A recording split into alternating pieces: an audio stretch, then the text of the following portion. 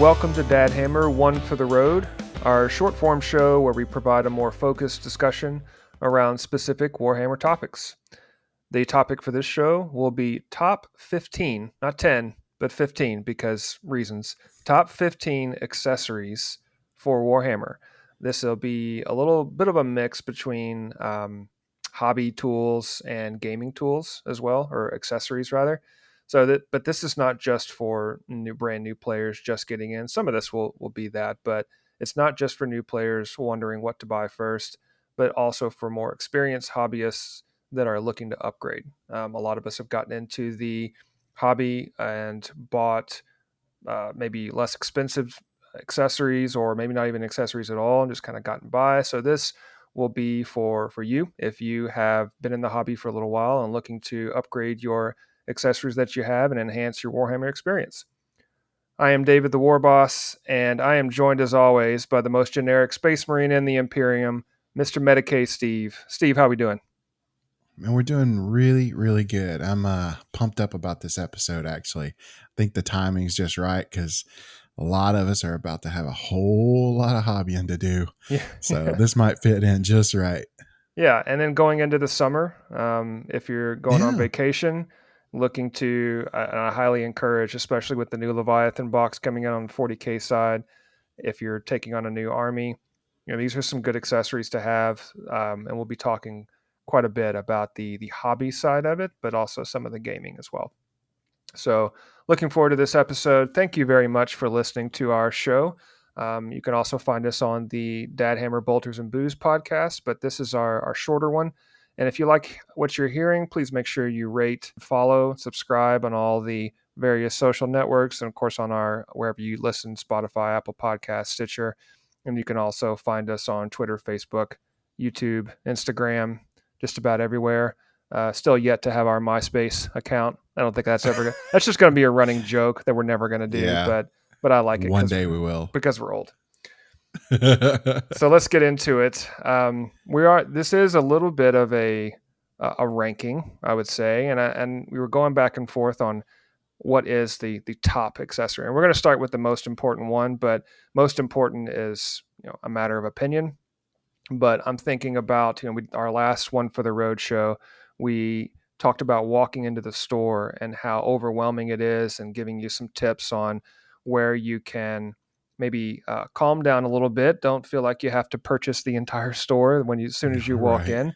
So after you have maybe purchased a box, and you got a single box of Space Marines, or a single box of Orc Boys, or maybe you just decided to purchase the most superior army in the entire store, which is the Leagues of Votann, as we all know, right, Steve? Ouch, man. Okay, sure, you got it. But anyway, after you have purchased your army, your box, you got the free miniature, whatever, and you get in the car and you take it home, or maybe you've gotten it from Amazon and you open it up, and then you see this giant mix of parts and pieces on this gray sprue, and like, what the heck do I do with this? And I've had some friends to say, oh, well, I just twist them out and snap them off. Yeah, it's pretty bad. So the number one, without a doubt, is some good Sprew Clippers. The one that I started out with, which was a floral, I went to the hobby store, Hobby Lobby, craft store, Walmart, and just got some cheap little floral cutters. But those have the difference between those and maybe say scissors or something like that. Those floral cutters are going to have a sharper point and allow you to get in and clip out very close to the model, so you're not going to have as much of what's called flash, the additional plastic bit on the model itself, on the piece. But the Citadel ones are actually really nice. The super fine detail cutters. And by the way, we're going to put links into all these products in the description if you want to purchase through there. It's great. But I recommend the super fine detail cutters from Citadel as an upgrade. So maybe if you're just starting out in the hobby, just go get some cheap floral cutters. Don't worry about anything really fancy or expensive. But if you've been there for a little while and you want to upgrade, I recommend the Citadel one. So, Steve, any recommendations on the Sprew Clippers? I'll be honest with you. I actually looked at Harbor Freight the other day, and they have some that are definitely serviceable.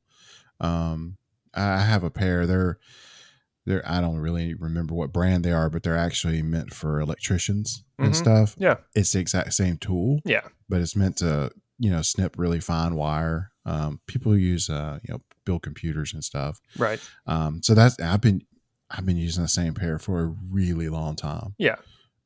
Plastic is not that abusive. It's the same stuff. It all does the same Hmm. thing, and I wouldn't.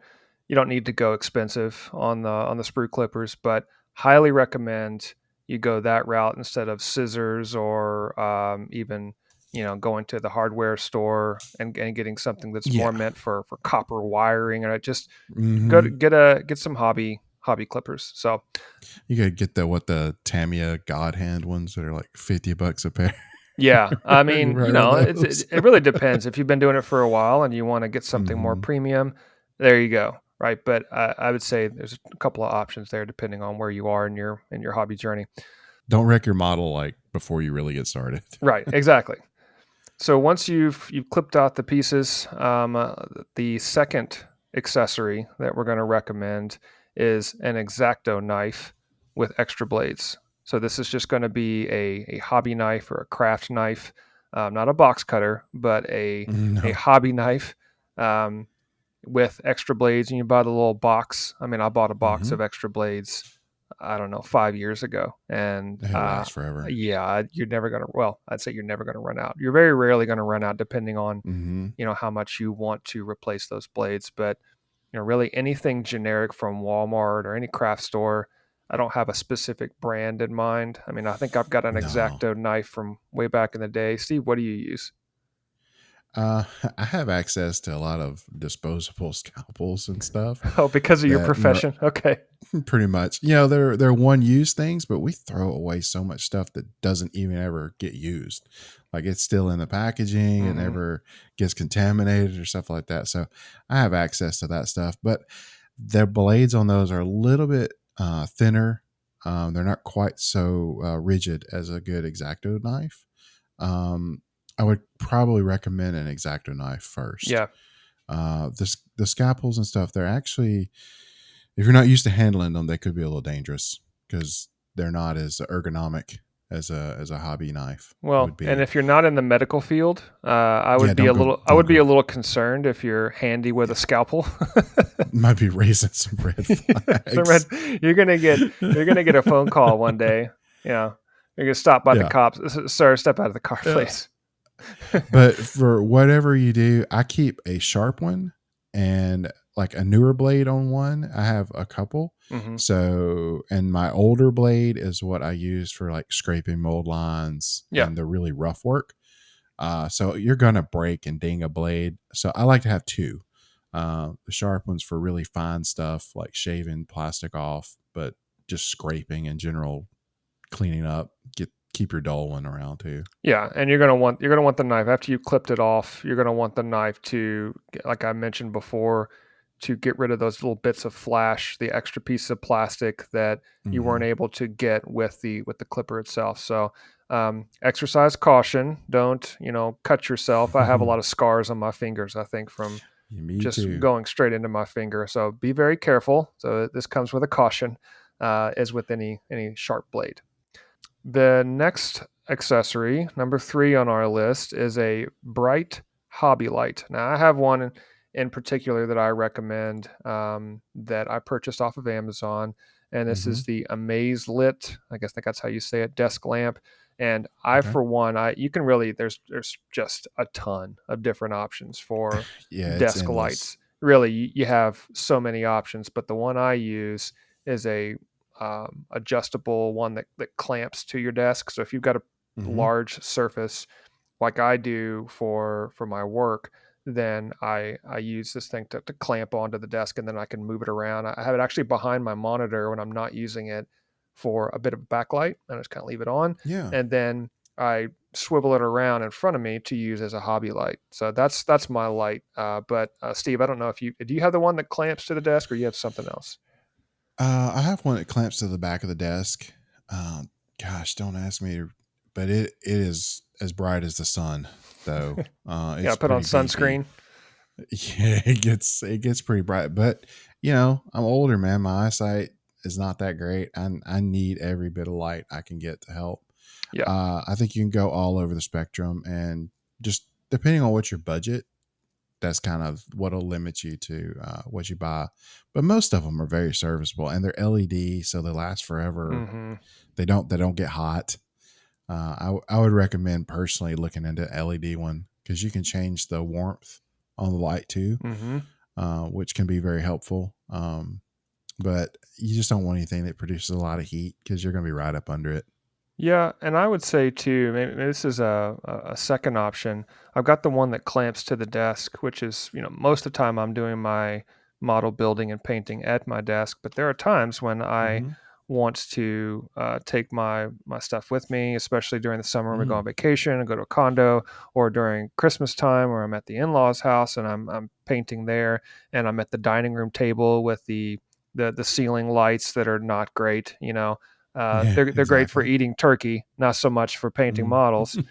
And so having an additional light that is portable, having something that you can take with you, That's a um, good idea. is pretty good. And you want that bright light because when you're getting into the really small details, obviously with painting, lighting will make or break your frustration.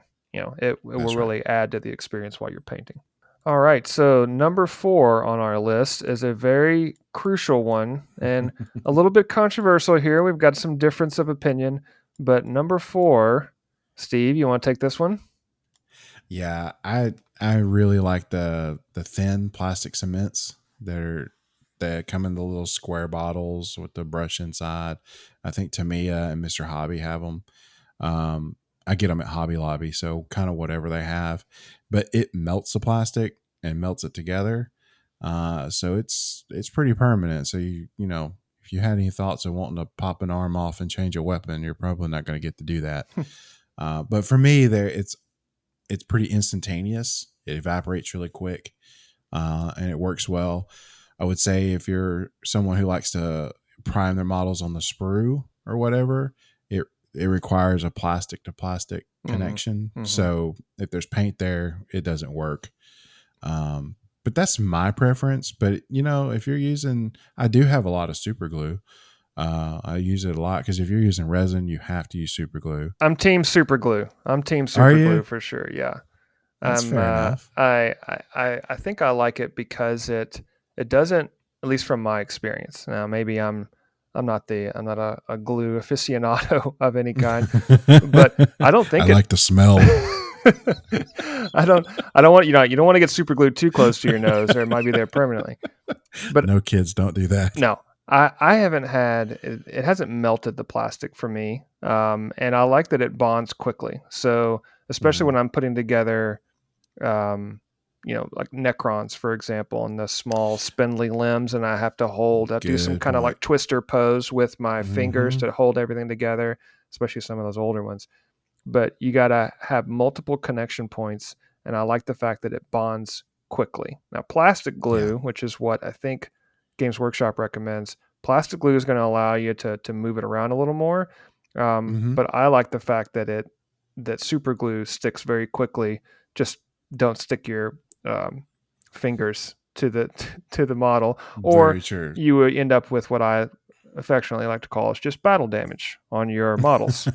Not your finger, just the That's models. I right. might have a little bit of So- skin or have super glued it on.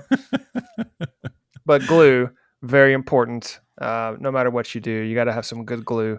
And yeah, you're not gonna get far without it. no, but you got a lot of different options: plastic glue, plastic Hmm. cement, and then super glue. I actually have one that I like because it's got like a grip on the side of the glue so that you can really Yeah. squeeze all of it out of there. So I'll put the link in the show description.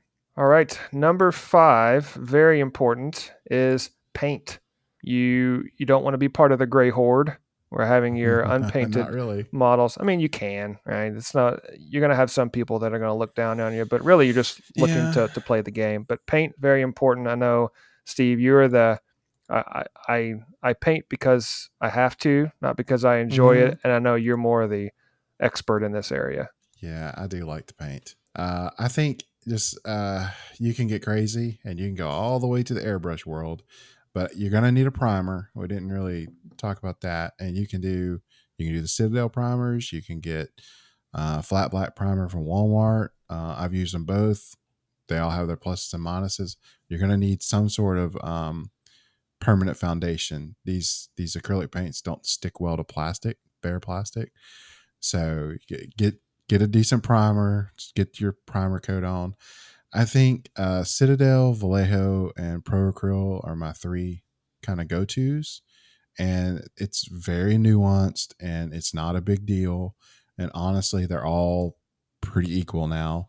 I would say somebody new going for look at the price, look at availability, and see what you can get. Some of these you have to order, like ProAcryl. You're probably not going to find a store that carries it, so you'll have to order it. Vallejo is at Hobby Lobby, and our local game shop, he started carrying Vallejo, which I'm super happy about. But I like Citadel paints. People will rip on them, but they're consistent. They have a great color range. It's a good paint system because you can. It's a nice wide variety of paints that are close together, so you can do what you want to do if you can get past the names and figure out what color that is. Yeah. But I think whatever you can get your hands on the easiest is what I would suggest. You could, if you're really strapped, you could get the little 99-cent bottles of craft paint at Walmart and stuff, because it is still acrylic paint. It's just the pigments really, it's just not, it doesn't go on as well. I would stick to a model paint company personally. It's not that big a deal. Yeah, and it's going to depend on what you want to do. What's the standard you're looking for. I would say for a new player, you can buy the box kits of paints that come with it from Games Right. Workshop. If you just want to get started, Vallejo sells the same thing. So I would just recommend maybe getting a starter kit. You really can't go wrong. I mean, all the paints, depending on how much you grow the hobby and how many armies you collect, you're going to use them all anyway. So That's right. I highly recommend that. And then just as a bonus, I recommend getting the little steel balls. They're very, very small, Definitely. and you put those almost like BBs, and they go into the paint pot, and that helps when you're shaking it up. It mixes the paint better. So whenever you kind of a pro tip, whenever you get a new paint pot, make sure you put one of those little BBs. You can buy, a ton of them off of Amazon or your local game store. They'll sell them, and you put those in there. That when you shake up your paint, it gets all the paint off there. So, from experience, though, don't use BBs from a BB gun. They rust. Sure. Yes. And they'll mess up your paint. Yeah. So yeah, Very definitely important. use the ones made for paint, or the glass ones if you can get those too. Yep, absolutely. Well, after you've got your paint, number 6 on our list are some decent paint brushes. You can really go two different ways here. I've done both the really cheap brushes that, from Amazon. I got them for like $10 and they give you tons of brushes. And then I've gotten the more expensive ones. And expensive in my book was like, I think $80. I got a set of brushes after Oh, I had been nice. doing it for a while. And my opinion, this is, everybody's got their own opinion on this, but my opinion, the cheap ones are just fine. After painting, Yes. I think I'm up to 8 different armies now with all different levels of detail, terrain, everything. I think the cheap ones are fine because I don't really take the time to take care of my brushes, and there's all kinds of YouTube videos on how to do that with paint soap and everything. So my preference is just to go cheap, and so that when I mess them up or the bristles get jacked up, then I've only spent about $10. That's right. I've got a nice, decent set of sable brushes in like 5 sizes. I take really good care of them, but they only are used for like faces, fine detail, glazing, edge highlighting, that kind of stuff. Yeah. They never touch metallics and never base coat, that kind of thing. Yeah. And so I think especially if you're a new hobbyist, I would stick with the cheap brushes. Just get a set off Amazon. Don't go for like the watercolor stuff in the kids section at Walmart. but get something off of Amazon with just a decent set, and that'll last you for a while. And then if you really get crazy with it, you can always upgrade later. But That's right. so after you've got your brushes, then the next one I think is sometimes overlooked from a new hobbyist, and that is a wet pallet. And a wet pallet is like a plastic container box about an inch tall and about, let's say, about 8 inches long. And it comes with a little lid, and you open it up, and it's got a sponge, a very thin layer of sponge that goes on the bottom, and then a piece of paper that goes over the top. And it's really just there to put your paints on. You can mix them, but most importantly, you could put that lid on top, and so that when you get the paint on there and you mix them up, or you're painting a little bit, you paint for 20 minutes and you have to step away, you put the lid back on top, you come back the next day even, and those paints are still able to be used. They're still Mm-hmm. wet, and that's the whole purpose, is so that you put some water in there and it keeps the paint wet, that you can continue using it over the span of time. And this was something I discovered a little later in the game because I was using a paper plate to start. Mm-hmm. And then, Yeah. I had to paint really quickly because my paint was drying out. Well, then I discovered a wet Yep. palette, and that really changed the game for me. Yeah, you'll save your paint. Most of this acrylic paint needs to be diluted anyway, and a wet palette makes your life. It was game changing for me. Yeah. My painting elevated quickly, and I didn't really realize that it could. Yep. So the next on our list is number 8, and that is a water pot. And it sounds a little silly, but I mean, you can use a cup. You can use Mm-hmm. a solo cup. You could use a paper cup, styrofoam, whatever you want to use for your water. But after tipping over the water cup, I still have a stain on my floor and my Facts. carpet Yeah. because I don't know. I was painting it on carpet. Give me a break. But I spilled a cup of water with paint in it on the floor, and because I was using just a paper cup. Well, now I have this water pot from Citadel, and it's like $10, Mm-hmm. and it sounds stupid, but it is a plastic, wide base, sturdy cup that I have never knocked over because it's it's not going anywhere. So It's made to not knock over. yeah, it does sound silly out of all the purchases that you make, but I promise it's really not that expensive, and it is worth it. And I mean, Yeah. it's held up for me. Mm-hmm. Me too. I have the same thing. All right, moving on. Number 9 on our list is a hobby mat. Now, you've probably seen these in craft stores, but I have 2 different sizes. I have one that's a large one that I use for more terrain pieces, 24 by 36, and then I've got Mm-hmm. a smaller one that I primarily keep on my desk, which is 12 by 18. And these things are great. You can put those down. I highly recommend, especially if you're painting on a surface that you actually care about. Because if you spill paint, if you tip over a paint pot, if super glue, well, or Mm-hmm. plastic cement, whatever you want to use, if something falls down on the surface, it's there to be caught by your hobby mat, and that's something you can easily put away. And then if you're cutting, if you're Yes. making cuts or anything, then all of that you're not going to mar or scar up the surface that they're doing that on. That's why the hobby mat, you get these from any hobby store. Mm-hmm. Amazon, whatever. Yeah, sure. And they're self healing, so you could slice across it, and it's like it didn't happen. Yeah, and I've got 2 of these double sided, and I've Mm-hmm. had them for years, and they're great, and you can take them around anywhere. All right, then number 10 on our list is a little bit of a departure from the hobby side, and it's more on the gaming. So you've got your models on the table, you're ready to play a game, and a tape measure is something that's required to play the game. But I'm going to throw a caveat there, is that I've used the crazy, Tim the Toolman Taylor tape measure where you got it strapped to Yeah. your belt, and those work fine. Tape measure is a tape measure. Yeah. However, if you drop that thing, while you're trying to measure something and it lands on top of a model, it's bad news bears. So It's worse if it's not your model. yeah, true. I've also dropped it on terrain, and man, Yeah. this thing will hurt somebody. So I recommend a tape measure. The one from Citadel is also not that expensive. I'd say $10-15. Expensive for a tape measure, but still, it's very small, it's very light, and I would say worth it. So Not required at all, but if you're going to upgrade, I would upgrade to the Citadel tape measure, personally. And you'll look cool. Yep. All right, number 11 on our list. Steve, you want to take this one? This will help you see your models better, especially if you are in the dad hammer camp that we are. Man, my eyesight's so janky. The magnifying goggles. I couldn't paint without them, to be honest with you. I mean, I have progressive like bifocals anyway, and it's still stuck.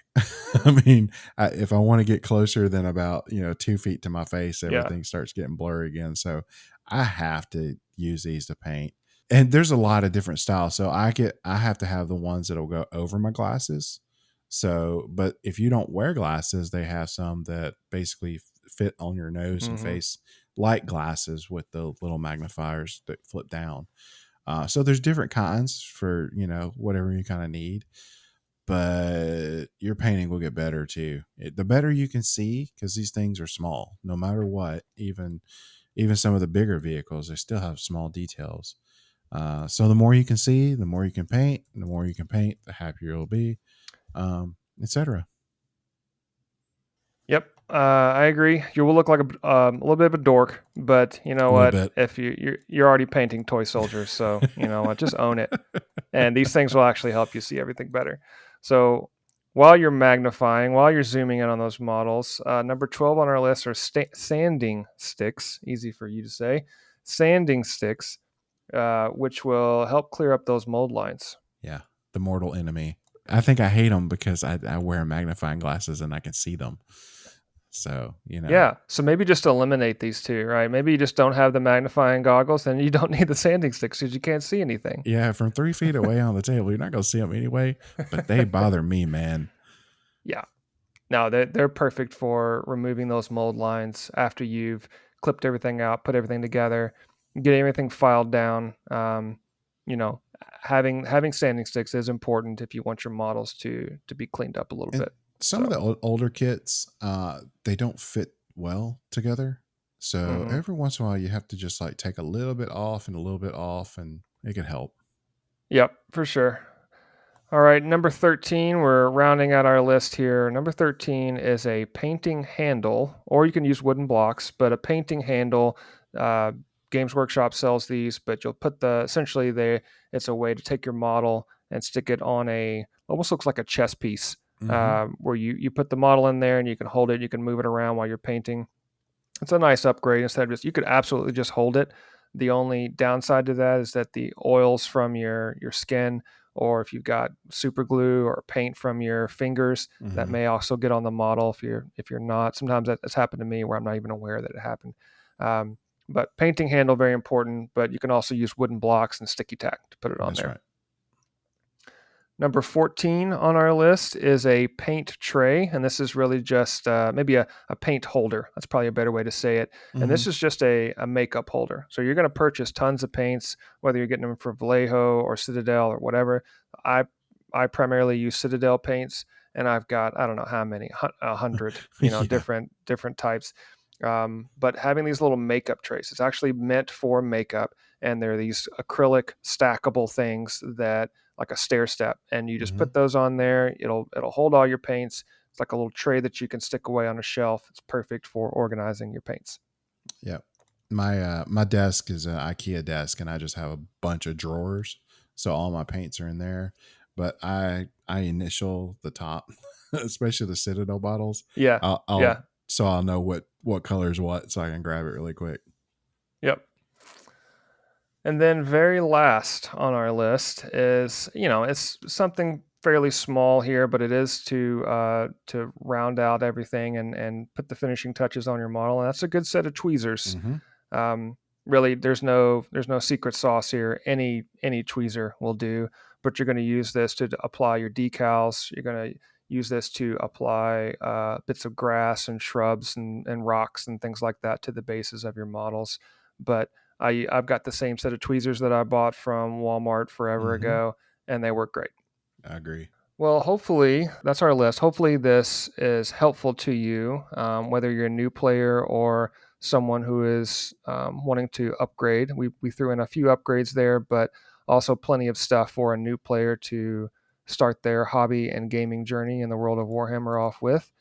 Hopefully this was enjoyable for you. Again, thank you so much for listening, and that'll wrap our episode here of One for the Road. I appreciate your time, your attention, and your service, Mr. Medicae Steve. Thank you, Mr. David. I am the Warboss, and we will see you next time on Dad Hammer. Take care, everybody.